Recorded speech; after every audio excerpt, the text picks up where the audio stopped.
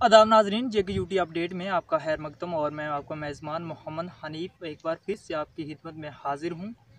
नाजरीन, हमारे साथ एक बहुत बड़ा नाम जम्मू कश्मीर यूटी में, ये नाम किसी तारुफ का मोहताज नहीं।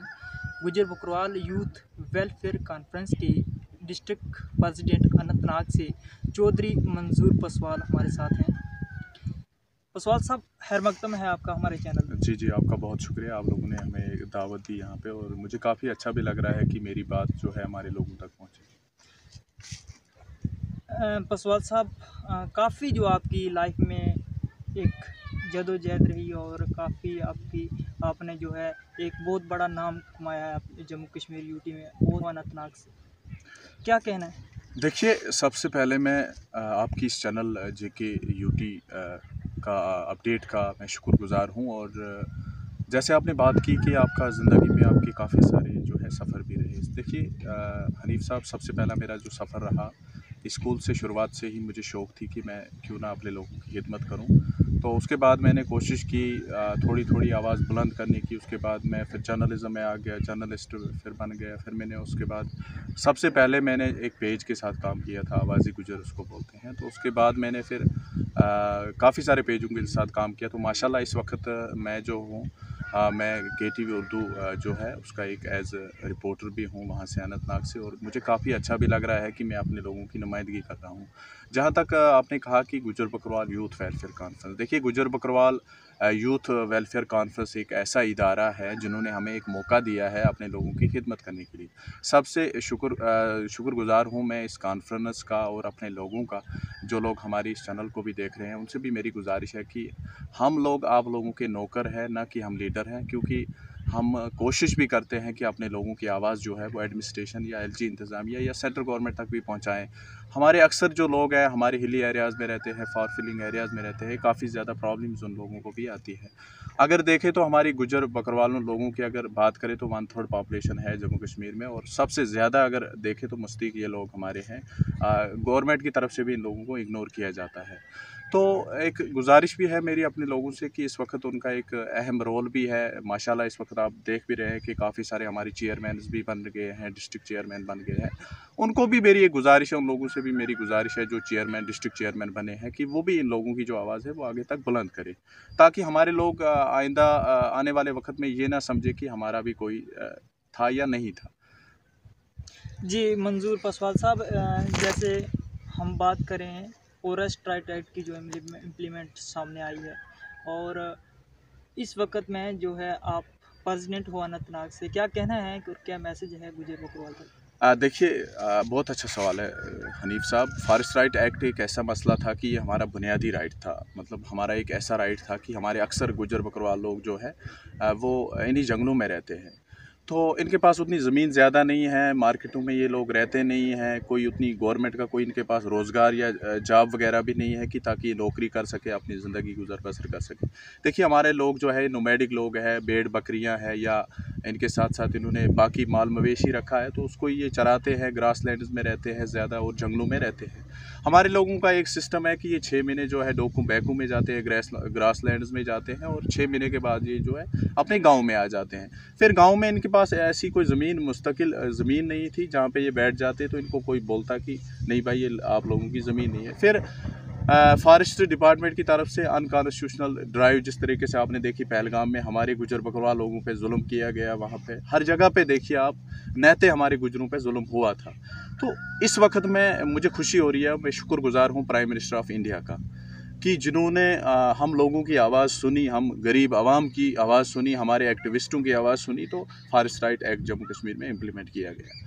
फॉरेस्ट राइट एक्ट जो है ये बाकी रियासतों में था, बदकिस्मती से कश्मीर में नहीं आया था, मगर इस साल कि हमारे सोशल एक्टिविस्टों की बदौलत, उनकी मेहनत की बदौलत जो है ये इम्प्लीमेंट यहाँ पे हो चुका है। जी, तो पसवाल साहब, कश्मीर की आपने बात की है, तो जैसे दफ़ा 370 की मनसूखी के बाद जो है क्या सूरत हाल रही है कश्मीर की?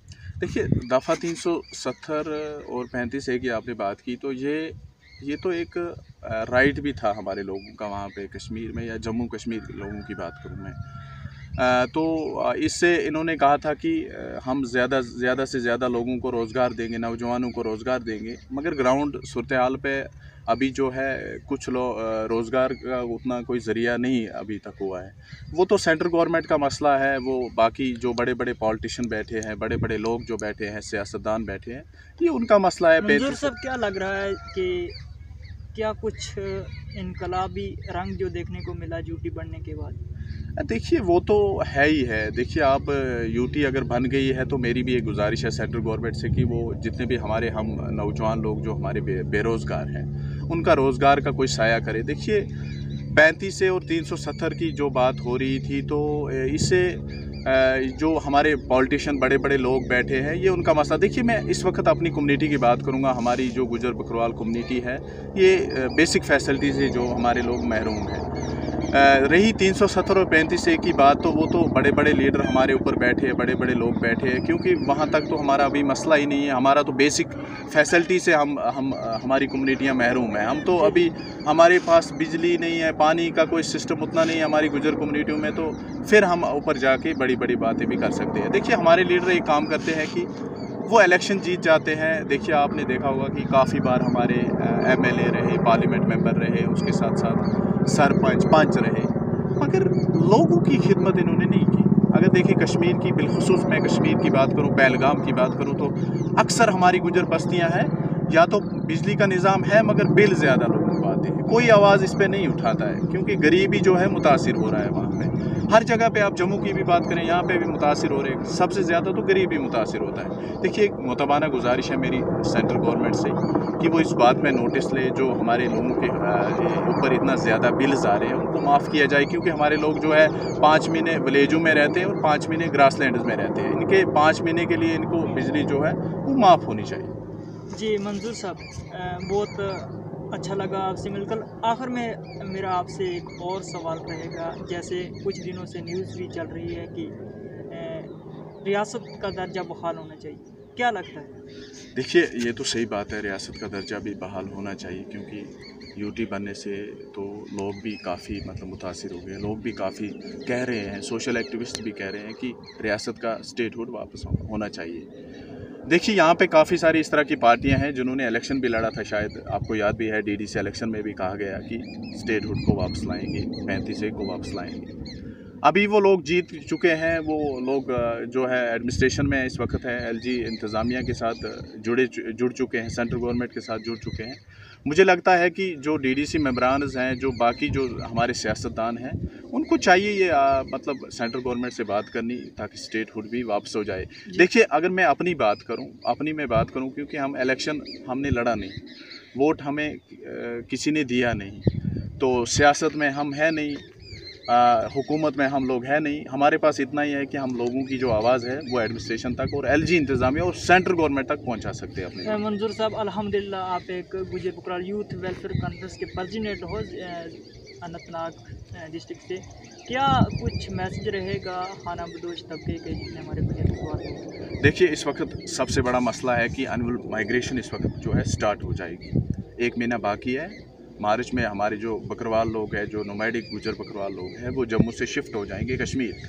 मेरी गुजारिश है सेंट्रल गवर्नमेंट से और स्टेट और यूटी की जो इंतज़ामिया है, LG इंतज़ामिया से गुजारिश है कि ये जो हमारे नोमैडिक लोग हैं, ये लोग वहाँ पे जाके फार फिलिंग एरियाज़, जंगलातों में रहते हैं, जंगलों में रहते हैं, क्योंकि इनके पास प्रोटेक्शन वहाँ पे नहीं होती है। अक्सर हादसे भी वहाँ पे होते हैं इन लोगों के साथ, गुजर बकरवाल लोगों के साथ। मेरी गुजारिश है कि इनके लिए वहाँ पे जो है प्रॉपर सेटलमेंट बनाया जाए इन लोगों के लिए, ताकि इनको दिक्कत ना हो, और इनका जो माल मवेशी है वो भी ताकि वहाँ पे सेफ़ रहे, इनकी जान भी वहाँ पे सेफ़ रहे।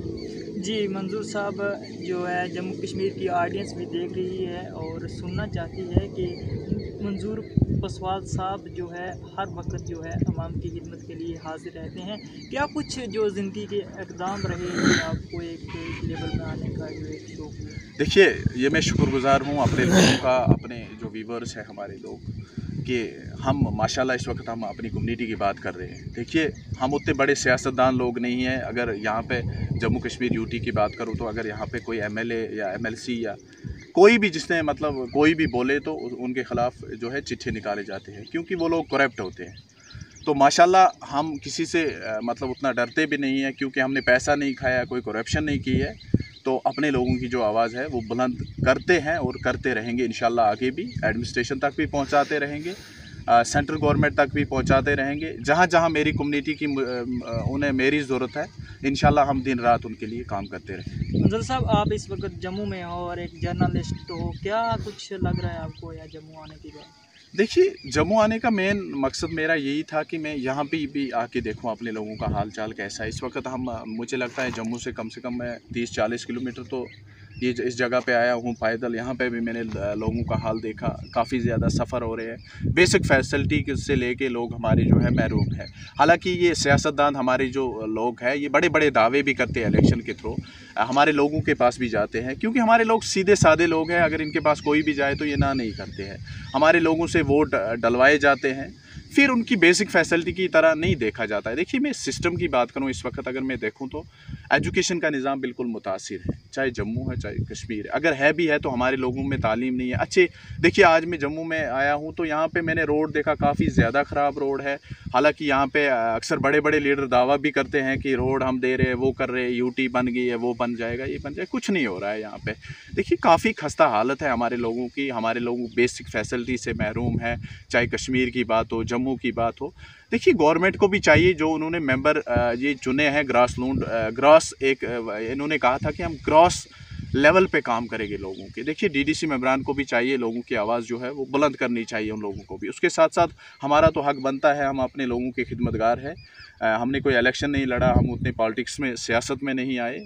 तो मेरी भी देखिए, हम भी कोशिश करते हैं जो अपने लोगों की आवाज़ है वो एडमिनिस्ट्रेशन तक भी इंशाल्लाह पहुंचाते रहते हैं। एलजी इंतज़ामिया की नोट्स में भी लाते रहते हैं।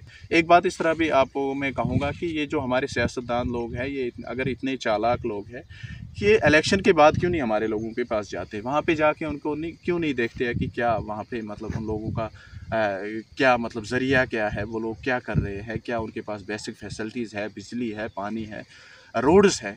देखिए, यही तो हमारा राइट्स है ना, इसके लिए हम यहाँ पे लड़ सकते हैं, क्योंकि हमारा हिंदुस्तान में एक कॉन्स्टिट्यूशन सिस्टम है हमारे यहाँ पे, right to freedom of speech, हम बोल भी सकते हैं, इलेक्शन भी लड़ सकते हैं। अनंतनाग में कुछ दिनों आपने शायद सुना होगा, जस्टिस हसनैन मसूदी की बात करूँगा मैं। उन्होंने एक जो है गुजर बकरवाल तबके पे एक हमला भी किया था। उन्होंने हालांकि सुनने में आया कि उन्होंने कोर्ट में रिट दर्ज किया। उन्होंने एक रिटर्न लिख के कोर्ट में दर्ज किया कि एसटी नहीं, शायद एसटी रिजर्व नहीं होनी चाहिए थी अनंतनाग की। देखिए, ये बदकिस्मती की बात है। मेरे लोग देख भी रहे हैं, उनको भी बाखूबी वाकिफ होने चाहिए वो लोग कि इस वक्त देखिए कि ये लोग कैसे डिवाइडेड रूल की पॉलिसी जो है वो चला रहे हैं। और मेरी गुजारिश है इन लोगों से, नेशनल कॉन्फ्रेंस के जो हमारी जो मेंबरान्स हैं, उनसे मेरी गुजारिश है कि इस बंदे को पूछा जाए, इस पर नोटिस लिया जाए, संगीन नोटिस लिया जाए, क्योंकि हर बार हमारे लोग ही वोट डालते हैं। 70 साल से हमारे लोग जो है वोट डालते आए हैं। और अगर 70 सालों में देखा जाए तो बेसिक फैसिलिटीज़ हमारे लोग बिल्कुल खस्ता हो चुके हैं। मैं एक बात ये भी कहूँगा आपको कि जस्टिस हसनैन मसूदी को भी इस बात पर नोटिस देना चाहिए। उनको ये नहीं कहना चाहिए था कि वहाँ पे रिजर्व, क्योंकि हमारे गुज्जरों को आज पहली बार वहाँ से कश्मीर में मौका मिला है अनंतनाग डिस्ट्रिक्ट से। तो शायद हमारे लोग भी समझते थे कि उनको उनमें भी एक खुशी थी कि हमारा जो मेंबर बन जाएगा, हमारा जो चेयरमैन बनेगा, वो हमारी बात सुनेगा, आगे तक पहुँचाएगा। तो ये बात नाकाबिले बर्दाश्त बात है। इस पर हम इनको एक गुजारिश भी करते हैं आपकी चैनल की वसादत से कि इस पर नोटिस लिया जाए और ऐसी बात आइंदा ना की जाए हमारे लोगों के साथ। जी जी, बहुत बहुत शुक्रिया। जी नाजरीन, ये थे जनाब मंजूर पसवाल साहब, डिस्ट्रिक्ट प्रेसिडेंट अनंतनाग से और एक जर्नलिस्ट भी हैं। बहुत अच्छा लगा इनसे मिलकर, बहुत बहुत शुक्रिया। इसी तरह से जुड़े रहें जेके ड्यूटी अपडेट के साथ।